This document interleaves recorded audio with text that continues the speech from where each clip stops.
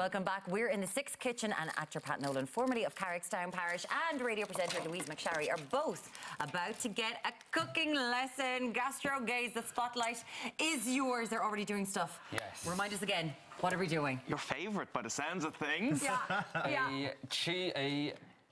A cheese quiche with the king of French cheeses, Comte, and lots of other amazing things in it. Lovely. So first things first, we have to do the pastry, which you can do at home very, very easily. 2 parts flour, 1 part Butter or oil. Lovely. Some salt. 2 egg yolks all together, or you could just go to the shop and get the store-bought shortcrust pastry instead. Well, people are kind of intimidated by pastry sometimes. Really, is it because it has to rest? Is that sort of... The key to it is to keep it cold. So keep everything as cold as you can, and it will rise. It will rise, okay. Or use marble if you magically have a marble rolling pin as well. That helps too. But I also love the way... And it's really heavy as well, so You're so really positive about it as well. Just keep the faith, and it will rise. I believe in this now. It will rise. If you will it to rise, it will rise, I promise. Okay, it's like the quiche of dreams. So you just have to roll that out to the size of your tin, and the easiest thing to do is 2 slices of greaseproof. Yep. And it's always perfect every single time. Gorgeous. And then to put it into your tin, you just put it into quarters, like so. This is when Patrick gets very Mary Berry style. This is like... I'm like, Mary Berry. I'm kind of going, what's happening here? And then pop it in. And then bring it out to the sides. That is... He's good. Okay, this is... Why have we not thought of this? This makes so much sense. Instead of all of this lifting up and rolling pins, this is the simplest way going. Mary's fighting with Paul Hollywood. She's not watching this right now. No way, Jose. No way. The best bit... Oh, this is... roll off the excess, and you have a perfectly lined... It genuinely looks like we can all do this at home. Exactly. So simple. So simple. So, with that, we just want to prick it all over and put a slice, or a sheet of baking paper, greaseproof paper, and then... Now, ideally, you would chill this for half an hour in the freezer or fridge. Yeah. But we don't have that time. Hey, that means that there's got to be more than 1 key. There is, and how many of them are edible? That's the big question. So that Hopefully goes into the oven 180 for a quarter of an hour. So it rests about half an hour, then it goes in for a quarter of an hour, 180. At 180. Indeed. Yes. Okay, and Russell, what's going on over in... The filling is the next most important part, because without the filling, you wouldn't be half as happy as you are. No, I've got insane. some crème fraîche. You can also use double cream. 300 grams in there, 300 mils. A bit on my hand, lovely. And I'm going to add to that 3 whole eggs. Okay. And 1 egg yolk. Right. Now I have to separate one of the eggs, which is always a lot of fun to do. Why do you have to separate just one of them? Well, egg yolk makes it richer. Makes the flavour pop that bit more. Right. And up your eggshells there. Thank you, darling. And we also are going to reserve the egg white to brush onto the pastry as it comes out of the oven in a little bit. Okay. So when we blind bake it 15 minutes, take it off the beans, brush on a bit of this, and it creates an extra layer. Just as protection for the filling to not seep through and create a soggy bottom at the end of it. Oh, he said soggy bottom. I said soggy bottom. He did it. To get that in. We're all about Mary Berry. So I got today. Mary Berry, I got soggy bottom all in there, and I'm just going to mix all that together. In the meantime, crème fraîche and the eggs as well. Eggs in there too. Now, Louise, you've got a son, Sam, gorgeous Sam, under a year old. Would you have time to do a quiche? Absolutely not. No. Well, no. The only cooking I do is for him now. So, like, I made a tomato sauce for some pasta for him this morning. But my husband is the cook. He's a really amazing cook. He's obsessed with food. So he cooks all of our food. Oh, that is very, very, very handy. Yeah, it's extremely handy. Like, even to the extent that he would make a batch at the start of the week for his own lunches or whatever, and then there would be food for me to take to work in the evening. Oh, Gordon, well done you. That is not not just why she married you, but it is a very big plus, I have to say. It is fantastic. It's a bonus. So we're going with cheese now. Yes. And This is it, do the not king. be sparing on the cheese. So Russell, you're like lash it in there. Oh, get as much as you can. There's about 200 grams in there. What we're using is Comté cheese. We went to the Comté region recently and tried it, and we had it from, we witnessed the whole process from udder to this entirely. I had a glass of milk from the cow's udder.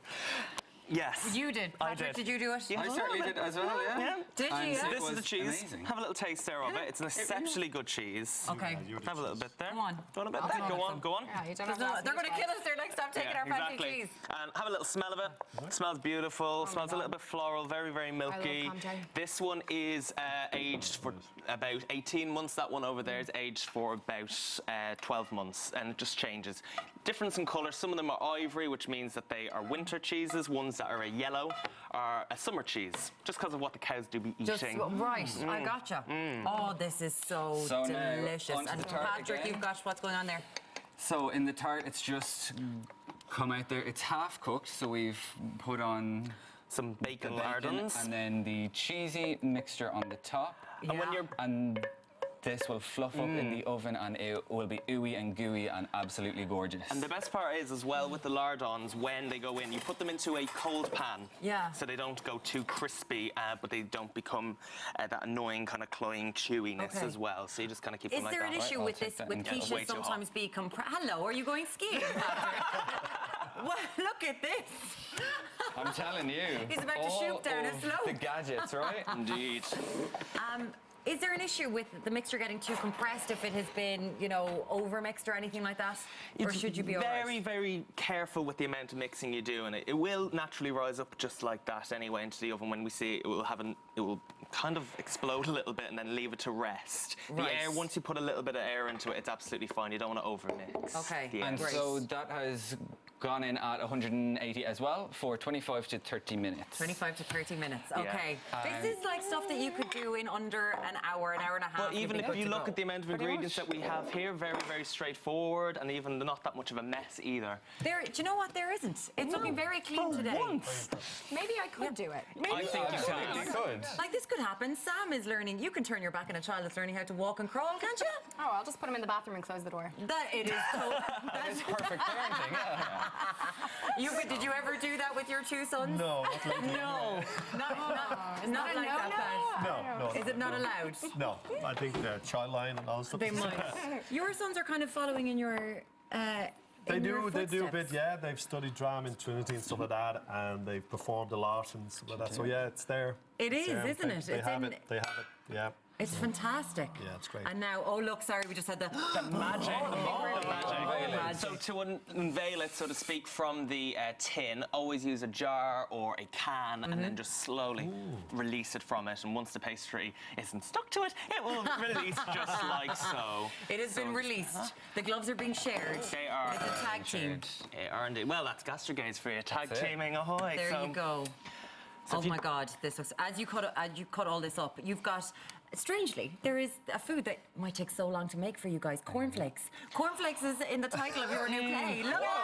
How did she do that? How did she do that? That was good. That was good. You've got a new play at Dublin Fringe, Pat. Yeah. Take off your cornflakes. Take off your cornflakes. Yeah, and it's a love story of two people in their 60s. Yeah. And they, celebrated their 25th anniversary, wedding anniversary. The kids are gone away, all that kind of stuff. Yeah. And then the father starts to have a few problems with his memory. Oh, okay. So it's looking at how they get through. And what happens? Yeah, so it's and it's fun as well. There's comedy in it as well, so don't feel it's too. That's it. You're depressing. treated with it, and this is Take Off Your Cornflakes. It's September the 11th to Yeah. the 22nd. Beauty Theatre in Powers Court Shopping Centre. Yeah.